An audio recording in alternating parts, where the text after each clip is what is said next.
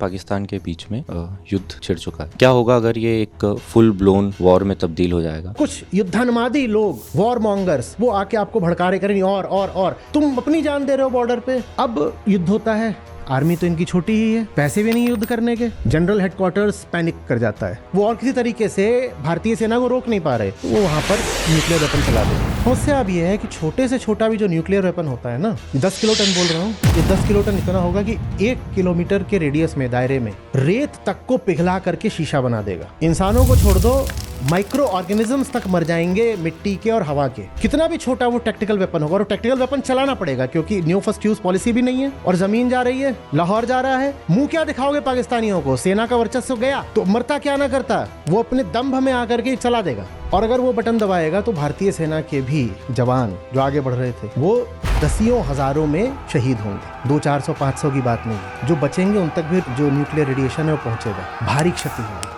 पैसा आपका जा रहा है, जान आपकी जा रही है, और पूरा इतिहास ऐसे ही रहा है कि जितने भी शासक रहे हैं जिन्होंने अपनी टेरिटरी बढ़ाई, आप उनको महान बोल देते हो, यही करते हो ना, वो महान थे। और जो उन्होंने युद्ध लड़े उसमें जिनकी जान गई, उनका तो कोई नाम ही नहीं है।